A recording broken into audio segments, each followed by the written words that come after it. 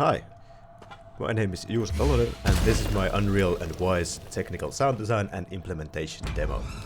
I created this game as a part of a Udemy course learning Unreal, C++ and blueprints. All of the game assets are free assets from the Epic Marketplace. In this video I'm going to showcase some of the features in the game, my thought process and how I implemented the sounds.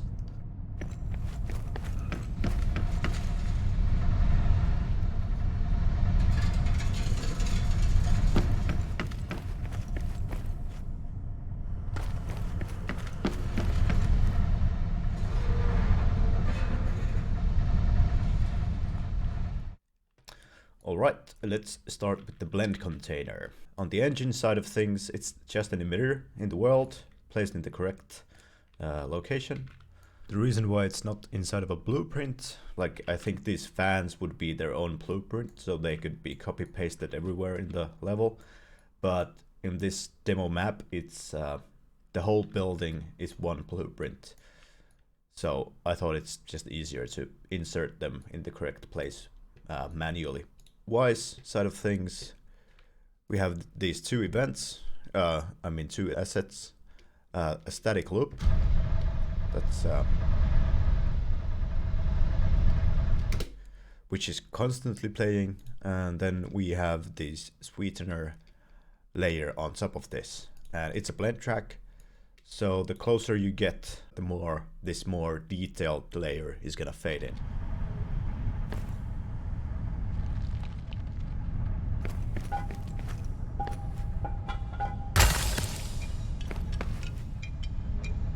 And for the jar, we have a breaking sound, which is just a blend container of various assets, so it's a bit different every time.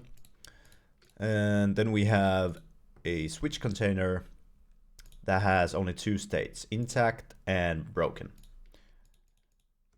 So when it's still the whole jar, and then a sound for the shards or the pieces of the jar. And in Unreal, this is what the blueprint looks like.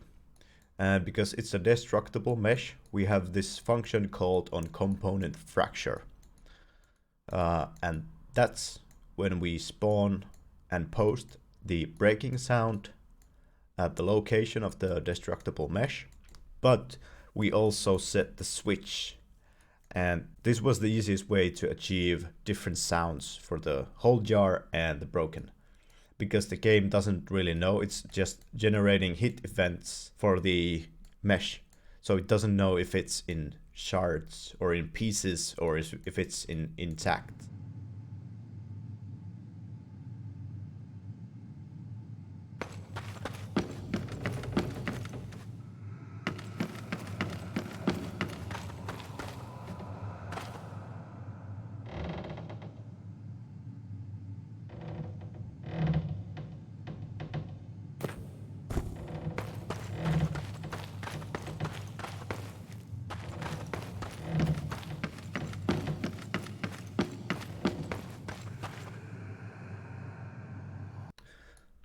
At the top of the stairs, we have this trigger box.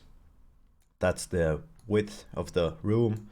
So anytime the player goes beyond this point, the squeaking sounds at the stairs are gonna start playing. And whenever you exit again or overlap the box again, it will stop the event. There's also a second function for this trigger box. I've set up spatial audio volume inside of this pit here because I wanted to have a slapback delay increasing in volume the further down you go. This is the area where I want to have the delay. And then we have another trigger box that's the size of the pit as well. So whenever we enter this trigger box, we want to start calculating the distance from the top of the stairs to the player. So here we enter the internal staircase, and we don't want to be calculating this all the time, only when the player is inside. So I created this variable, it's a boolean, so either true or false, and whenever we begin the overlap, we set it to true. And that's when we're gonna on tick, we are calculating the distance from the top of the stairs trigger box to the player. The reason why it's clamped to this value is that you are calculating it from the top of the stairs, and I only wanted to take in effect the y-axis. So basically, if the player is here, you're further away from the point than you would be here. So I just took the value that's basically closest to the point and then clamp it there, so you have an even value at the bottom of the staircase.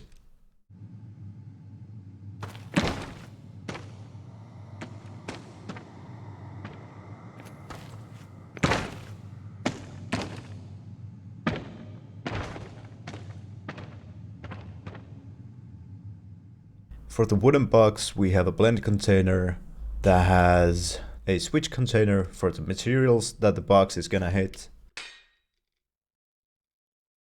and the normal layer, and then also a layer that's gonna play when the box hits something above a certain velocity. Here we have the blueprint for the physics sounds of the box.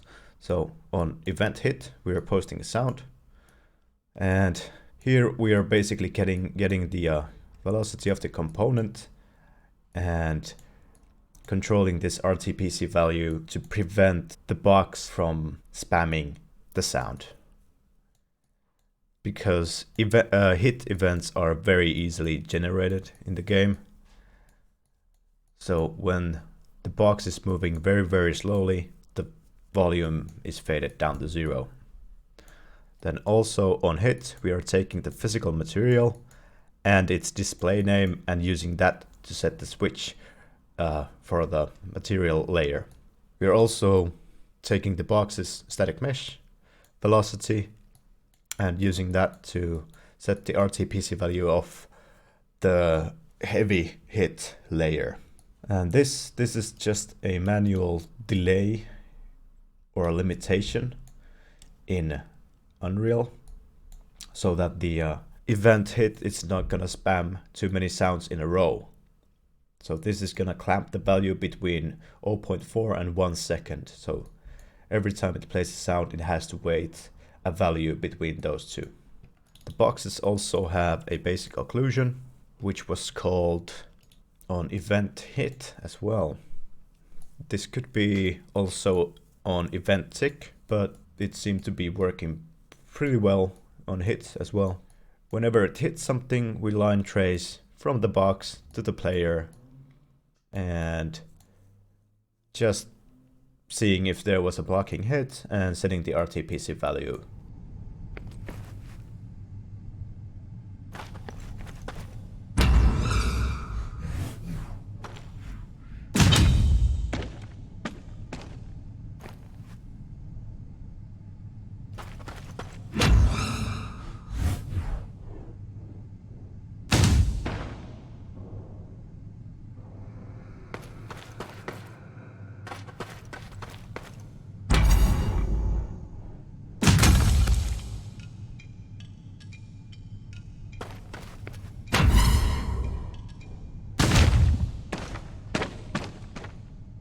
The pull sound consists of 3 layers, or actually 2.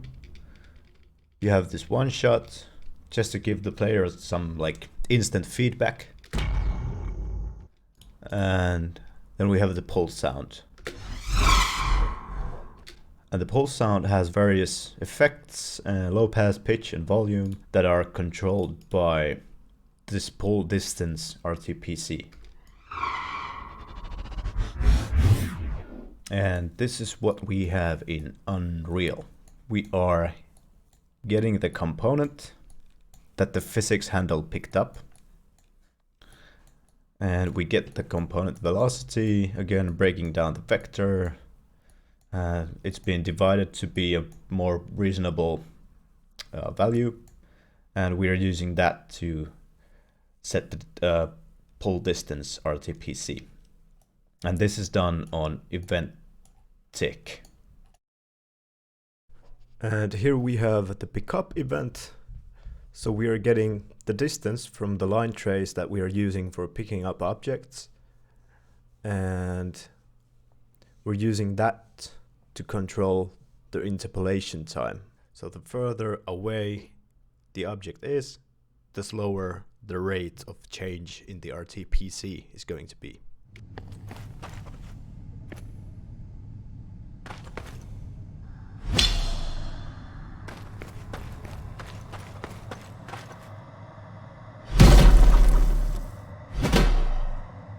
So for the sort detecting materials, we have to take a look at some of the animations. So here in combat montage, I've set up my 3 attacks, and about in the location where I think that the sword would hit something, I have created a anime notify hit event. So every time that's called, it's trying to also do this sort line a trace hit, which is set up here in the main character blueprint. And for that, we had this custom collision at the top of the sword. So whenever this is called, we are gonna line trace from the capsule component, and that would be the body of the player. So from the body to the top of the sword. And we are seeing if we were hitting anything between those two. Then we break the hit result and get the display name or the physical material again. And if there was a hit, we set the correct switch according to the physical material. And then we are posting the AK event.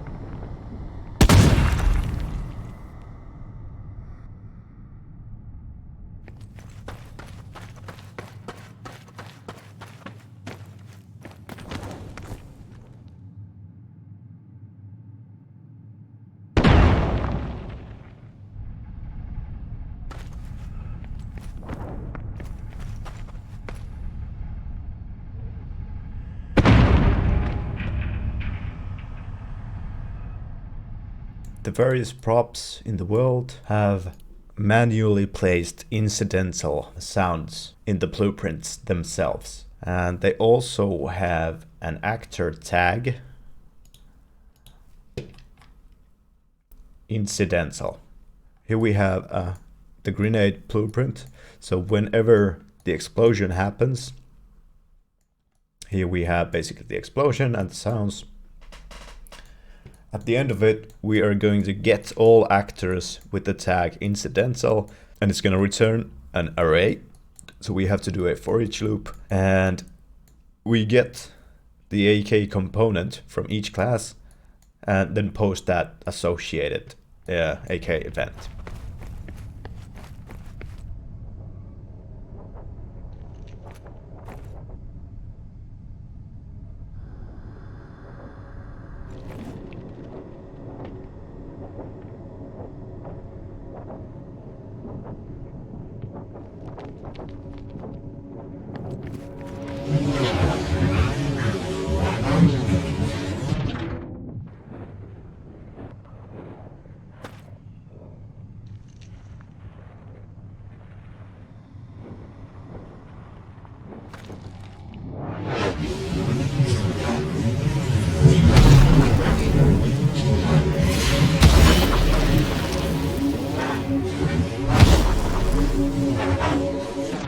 For the bubble, I created this state bubble in out. We have bubble in and bubble out, which is used to control like various effects. For example, in the buses, I have this flanger, and it's just controlling the wet and dry mix. And the bubble loop itself is also affected by the bubble state.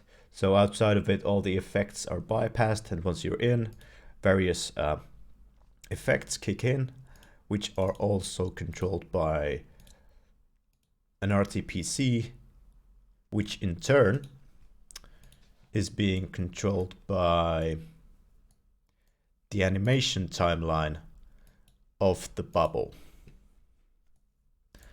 That would be here.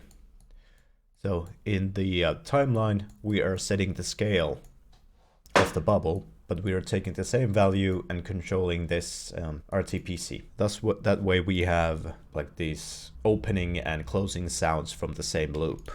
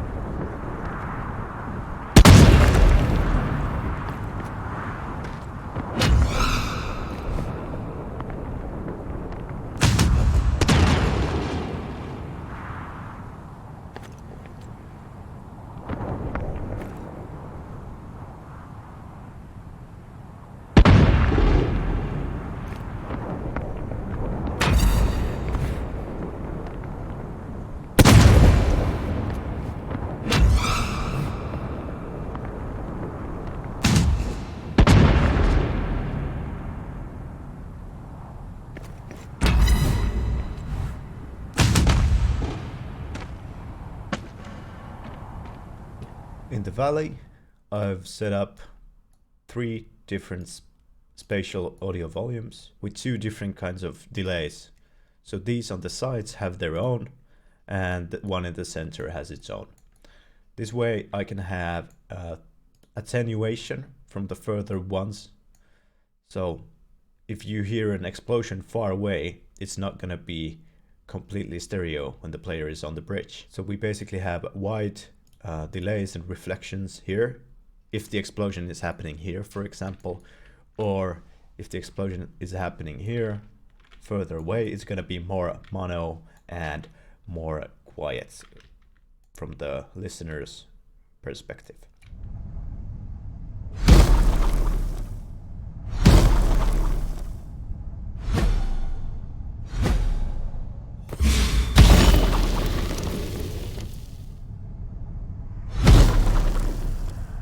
The attacks are done just by using anim notifies, and I've tried to split them up as much as I could. Like, for example, the jumping attack consists of 3 different parts, and this is just to have more control over it.